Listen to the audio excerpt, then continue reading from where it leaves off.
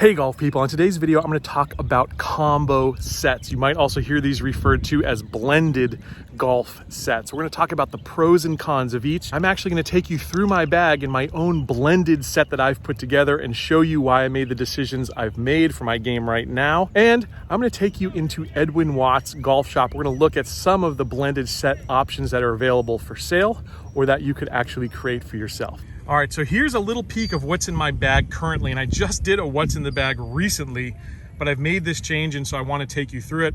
I gave you a little sneak peek last week and someone asked me if I could go into a little bit more detail of what went into my thinking with this combo set. So you might have seen the recent video where I loved the JPX 921 hot metals from Mizuno. What I've done here is I've gone 4, 5, and 6 in the hot metals, and I'm picking up another 20 yards of distance with these than where I was hitting my 7, 8, 9 pitching wedge set, which is the Mizuno MP20 HMBs. So a 4-iron for me used to go with the HMBs about 195 was max. I'm now able to actually hit this 4-iron as long as 220. And pretty consistently a 205 to 210 club for me, okay? But if I really want to go after it, maybe I have the wind behind me, this has become a 220 club for me. I've actually taken out my hybrid. You can see I'm actually playing with 13 clubs at the moment, which we will remedy that very soon. We'll be doing a hybrid showdown video where I actually choose a hybrid. So we're gonna call the 4-iron on the low end a 205 club. My 5-iron is now a 195 club. My 6-iron is now about a 185 club, maybe 180, something like that. Now my 7-iron, this is where I actually now have a bit of a gap, okay? And that's why this set is pretty unique. You're not gonna see many combo sets built this way, where the clubs actually have a completely different loft to them. But my 7-iron is about a 160 club. So the range right now that I really have to think about is about a 165 shot. That used to be my old 6-iron.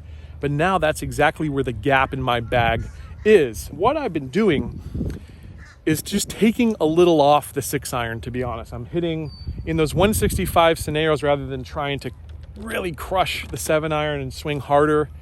I prefer an easier swing, or I choke up a little bit and I hit that 6-iron a little less, taking a little less off of it. Now, I have been struggling with pushing that a little bit right sometimes when I'm taking some off. That is the one drawback to this particular combo set that I've made. Now, if we look at more traditional offerings from Mizuno, you could find a combo set where the lofts are going to be pretty consistent. What you can do is you can match a MP20 blade to an MP20 cavity back model. And in those cases, you're going to have consistent lofts throughout the set. You're just going to get that extra bit of forgiveness with the cavity back. Like I said, this is my own unique setup here. So I do have that bit of a gap here, but I'm okay with that. I'm okay with that. Here, I'm gonna be about 145 to 150. My 9-iron is about a 135 club, anywhere from 130 to 135, I'd say. Pitching wedge used to feel like it was longer, but right now this is about a 115 to 120 club for me. Then you've got my gap wedge, which I'm playing more of like a 105 type shot with. We've got the 54, which is gonna be like my 90-yard shots, and anything from about 75 yards and in, we're going 58 here. All right, so that gives you a little bit of an idea of how far I'm hitting my clubs right now. Just needed a little bit more distance, and I wanted to swing a little bit easier, and that 3 degrees of loft where it's also counteracted and it still flies high, and I'm still getting decent numbers of spin. For me, it was worth it to go with this combo set. So now that I've got my little unique blended set, do I now have the perfect set of clubs? I don't think I do. I think that this could get even better. Right now I'm playing those hot metals, and the Hot Metal Pro actually has a slightly smaller profile with less of an offset. So I think that would probably make a better blended set for me. In a perfect world, I'd actually, instead of having the HMBs, I think I could really play a blade. I could probably just play the MP20s. Now, if the MP20s could be pressed forward a degree or two, that would get me into better distance and get rid of some of those gaps. For me, that would probably be the perfect blended set. So fingers crossed that one of the manufacturers can create something like that very soon. I'm not tied to Mizuno. I do love Mizuno. I played it for a long time, but I'm willing to try anything. And if a manufacturer can come close to something like that, I think I might be a buyer. Now what I want to do is I want to take you to my friends Edwinn Watts here in Carrollwood in Tampa. And I'm going to show you some more traditional combo setups and some options that might exist for you. So I spoke to the folks at Edwinn Watts and I asked them what are some of the most commonly blended sets, or what are people coming into the store and doing for themselves. They told me that the Apex set from Callaway is definitely high up on that list, where you've got the Apex Pro, which is more of your muscle back blade style design, and you've got the Apex Pro 19s, which are really a cavity back. That's going to give you the forgiveness that you need in those lower lofted clubs like the 3, 4, 5, 6 irons, and you're going to get that real control and workability and feel out of the 7, 8, 9 pitching wedge in those sets. Great thing about the Apex line is they're both forged, so the feel should be very, very similar, and you should be able to get very good feedback when blending those sets. Another commonly blended line of clubs is going to be the P700 series from TaylorMade. And doing a little online research, I actually found a combo guide that TaylorMade has put together, and it will literally help you to decide and help you factor in the different lofts and how you should adjust those in order to make the perfect combo set for yourself. Now, another combo set that the folks at Edwinn Watts told me are very common are the ZX5 and ZX7 from Srixon. Unfortunately, they didn't actually have any of the ZX5s in stock, so I couldn't really show you that.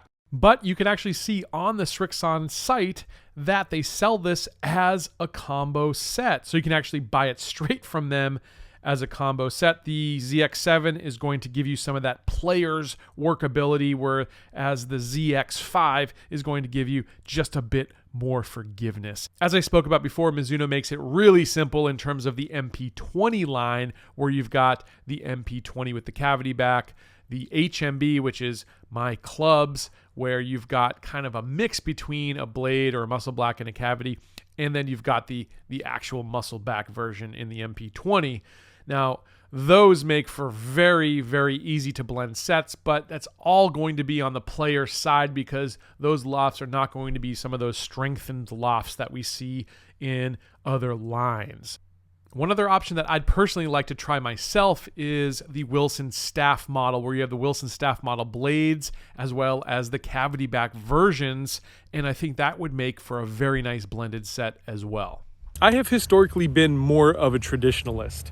And I remember when Mizuno started talking about and promoting these combo or blended sets, I was like, I don't know if I could actually play 3 irons of one set and 4 irons of the other set or 5 irons of the other set. To me, I liked having consistency. And you do have to get used to it out on course because the look of the hot metals and where I have to play that ball in my stance versus where I would play that ball in my stance with the HMBs or how I would set up for that shot is quite a bit different. So it's something that you would potentially have to get used to. Now, some of these sets are done so well that you almost can't tell when you're looking down at the club. In that case, it's really not a con at all. But definitely, if you're playing a blended set, you'll have to make some probably minor tweaks to the way you set up for the shot or to how you address the ball. Another con to a blended set is you're not going to have the gratification of being able to walk out of a store with it all that often.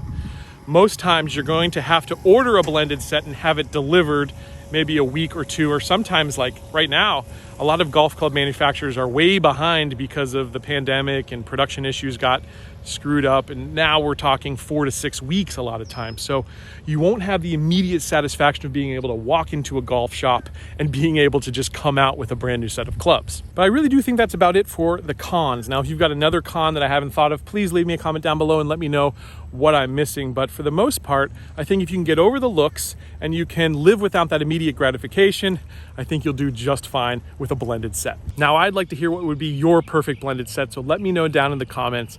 I hope you enjoyed this video. I hope you learned something, and I hope to catch you back here next time on another edition of Let's Play Through.